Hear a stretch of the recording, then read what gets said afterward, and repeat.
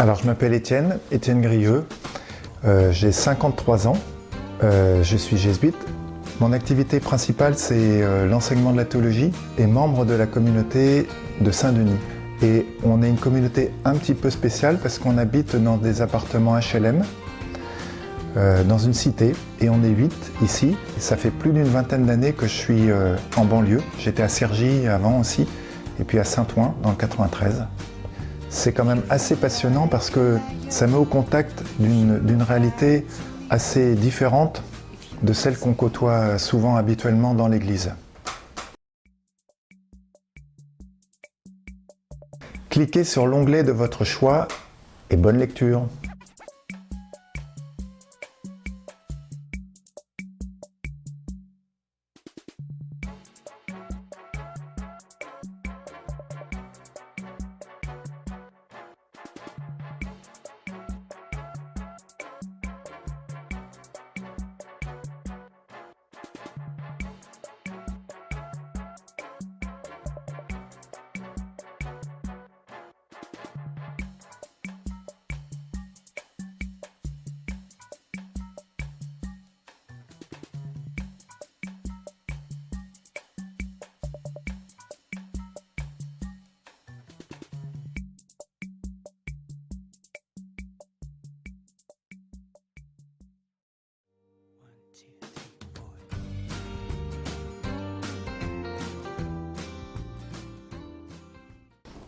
Alors moi je suis originaire de Normandie, de Rouen, et j'ai grandi dans une famille catholique. Seulement je pense que j'aurais petit à petit pris mes distances par rapport à la foi si j'avais pas fait quelques rencontres quand j'avais 15-16 ans. Les rencontres d'une communauté de sœurs Augustines qui travaillaient dans l'hôpital de Dieppe, et puis quelqu'un comme Michel Coiste, prêtre du diocèse du Havre. Deux figures qui m'ont beaucoup marqué. Et ce qui m'a peut-être le plus marqué, c'est que j'ai rencontré des gens heureux, des chrétiens heureux. Et je me suis dit, mais c'est quoi leur secret? Et à ce moment-là, à partir de ce moment-là, j'ai renoué, je pense que j'ai renoué avec une foi plus vivante. Ça s'est accompagné d'une transformation pour moi, parce que je pense que, bon, quand j'étais ado, j'étais pas très bien dans mes baskets quand même. Et pour moi, ce qui me fascinait, c'était la figure de l'artiste maudit, c'est-à-dire celui qui a raison contre tout le monde et qui en fait s'isole complètement. Et je pense que j'aurais pu orienter ma vie vers cette figure-là et ça aurait été catastrophique vraiment. Ouais. Et en même temps que je redécouvrais des chrétiens heureux qui donnaient le goût de vivre, qui donnaient le goût d'être au monde, eh bien, moi, ça m'a rappelé à cette présence au monde. Et du coup, dans ma formation, j'ai choisi de faire de la géographie. Et pour moi, le choix de la géographie, c'était pas seulement un choix intellectuel ou professionnel, c'était une manière de manifester que j'avais envie d'habiter ce monde-là, d'y être présent. Voilà, c'est pour ça que comme objet qui représente un peu quelque chose de mon parcours avant d'entrer dans la compagnie, j'ai amené ce petit atlas de poche. Voilà, j'aime beaucoup regarder les cartes du monde. À chaque fois, ça évoque, disons, des milliers, des millions de personnes que je ne connaîtrai jamais, qui vivent dans des conditions totalement différentes des miennes. Mais il y a une richesse là-dedans incroyable, quoi.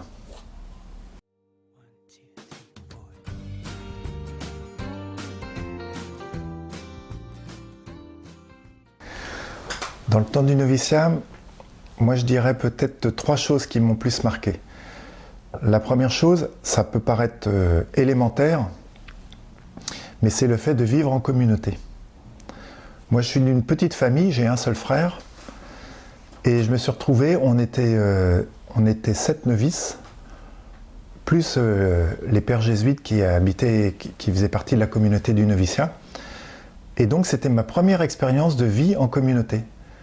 Et pour moi, c'était pas rien. Après coup, en lisant un livre de Jean Vanier qui s'appelle « La communauté, lieu de la fête et du pardon », j'ai retrouvé plein de choses que j'avais vécues pendant le noviciat. C'est-à-dire que la communauté nous empêche de tricher avec nous-mêmes. Parce qu'on est tout le temps avec les mêmes, et du coup, on ne peut pas jouer d'une image puis d'une autre, etc., selon les gens qu'on rencontre. Là, on est convoqué à la vérité, par la communauté. Et la deuxième expérience très forte autour de la communauté, c'est que, évidemment, en même temps que cette expérience de vérité, viennent aussi ce que Jean Vanier appelle nos monstres, c'est-à-dire toutes les choses qu'en nous, on n'a pas tellement envie de montrer, hein, et bien ça sort malgré nous, et on est les premiers à s'en rendre compte, mais malgré ça, et ça c'est une très très belle expérience, moi j'avais fait l'expérience d'être relevé, on pourrait dire, par les compagnons, c'est-à-dire que d'être accepté comme j'étais, avec aussi mes défauts. Voilà, ça c'est une première expérience marquante pour moi du noviciat. Après j'en nommerai deux autres encore. D'abord, c'est les exercices, le mois d'exercice, avec le cadeau extraordinaire de pouvoir s'approcher davantage du Christ et de pouvoir se laisser approcher du Christ par le Christ, de vivre une sorte de fraternité avec lui. Ça c'est un très très beau cadeau, je trouve. Et en corollaire avec ça vient aussi une autre expérience qui, à mon avis, est très très importante. C'est tout simplement de pouvoir se reconnaître pécheur. Et pour moi, c'était un très beau cadeau des exercices, de pouvoir reconnaître qu'en moi, il y avait quelqu'un de dur aussi, par exemple. Quelqu'un qui était sans miséricorde, ou quelqu'un qui était oublieux des petites gens notamment. De pouvoir découvrir ça, c'est un cadeau extraordinaire, ça aussi. Alors évidemment, sur le moment, c'est un peu, ça fait quelque chose, quoi. Mais après coup, on dit, oh là là, heureusement que j'ai reçu ça. Heureusement que j'ai reçu ça.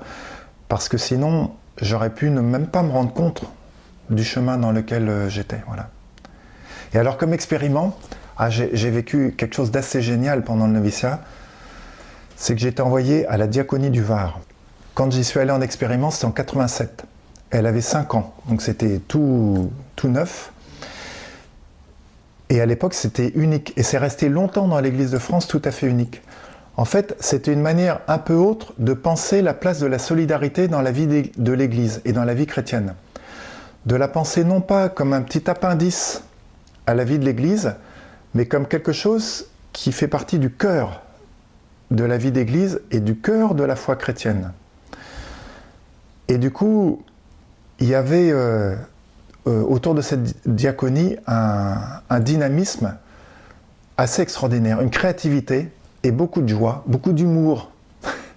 Alors que souvent, c'était des confrontations à des situations de grande détresse, hein, des personnes à la rue, des personnes marquées par la prostitution, par la maladie mentale, hein, et toutes sortes de situations de détresse, mais des chrétiens qui se rendaient proches de ces personnes-là et qui du coup étaient eux-mêmes revigorés dans leur humanité et aussi dans leur foi, et qui pouvaient partager ça à l'église locale. Voilà. C'était ça un peu le projet c'est toujours ça le projet de la diaconie, hein. Et je pense que je peux dire que ça a marqué toute ma vie de jésuite, et même de théologien, parce que je n'ai jamais cessé depuis de réfléchir à cette question de la diaconie de l'église. Et ça vient directement de cet expériment-là.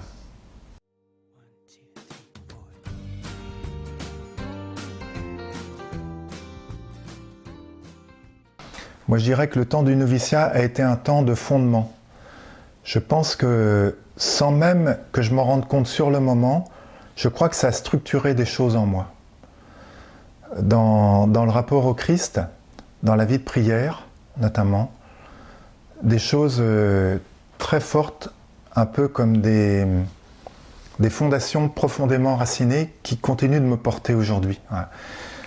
Et en plus de ça, moi je dirais aussi qu'il y a des points d'attention qui me sont venus pendant le temps du noviciat et qui n'ont jamais cessé ensuite de continuer à me travailler.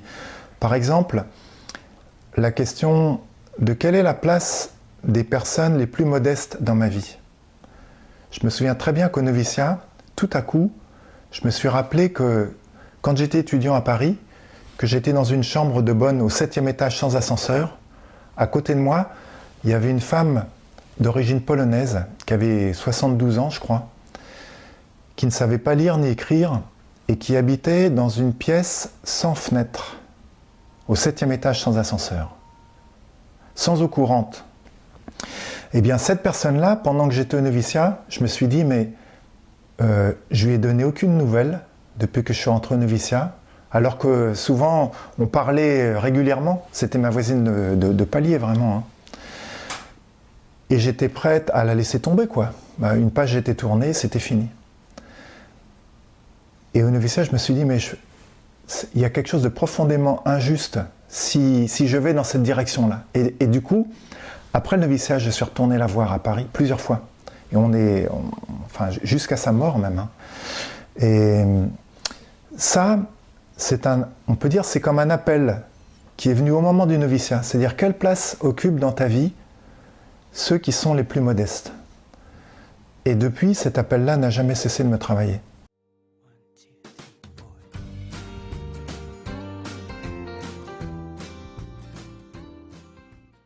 Alors mon apostolat aujourd'hui, c'est principalement l'enseignement de la théologie à Paris, au Centre Sèvres.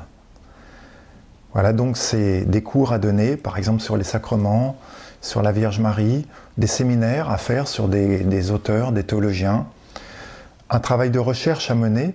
Par exemple, depuis plusieurs années, on a travaillé avec une petite équipe sur recueillir des paroles de personnes marquées par la grande pauvreté et à partir de ce qu'ils disent, revisiter des grandes questions théologiques, comme la question du pardon ou la question de l'alliance. Et pour tout ça, je pense que le fait d'habiter à Saint-Denis, pour moi, est très important. Parce que quand je passe de Saint-Denis au Centre Sèvres, je passe d'un des coins de la banlieue les plus pauvres à un des coins de Paris les plus riches. Donc on peut difficilement imaginer des contrastes plus importants. Il suffit de regarder, je sais pas, de regarder dans la rue, les vitrines des magasins, des choses comme ça. C'est vraiment deux mondes. Et le fait d'être ici oblige à ne pas oublier ce monde marqué par la grande précarité. Ça m'oblige, voilà. Ça me tire par la manche en disant, comme s'il me disait, mais tu sais, nous aussi on existe. Voilà. Parce qu'on est tout le temps tenté d'oublier ces réalités. Hein. Et alors, du coup, dans la manière de faire de la théologie, dans la manière de réfléchir à qui est le Christ pour nous, qu'est-ce qu'il nous apporte finalement, et bien ça joue énormément parce qu'on entend tout le temps les soifs de toutes ces personnes marquées par de grandes précarités. Et du coup, c'est d'autres traits du visage du Christ qui sont mis en relief par ça. Voilà. Et puis bien sûr, dans la manière du coup de penser la mission de l'Église, ça met aussi des choses en relief de la même manière.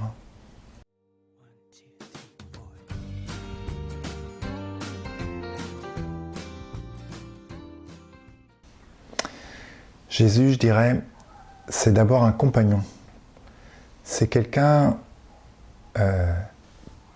qui est à côté de moi, et à côté de chaque homme, je pense, et qui m'accompagne sur tous les chemins que moi je peux emprunter, même quand moi je l'oublie. Cette proximité du Christ, pour moi, est quelque chose de très très très très forte. En même temps, le Christ, c'est quelqu'un qui amène avec lui toute une part de l'humanité que moi j'ignore largement, que je ne connaîtrai jamais, mais dont lui, il s'est fait proche. Notamment, et on pourrait dire, à commencer par les plus petits, ou ceux qu'on n'écoute pas, ou ceux qui ne comptent pas, ceux qui souffrent aussi, ceux qui sont dans les angoisses. Lui s'est fait proche d'eux, mais à un point, on peut dire, de les accueillir en lui, et lui d'être accueilli en eux. Et donc, le Christ, qui est là à côté de moi, il ne cesse de venir avec tout cela. Et puis, bien sûr, le Christ, c'est aussi, et j'aurais peut-être pu commencer par là, c'est l'envoyé du Père. C'est-à-dire celui qui a rouvert pour nous le chemin vers Dieu.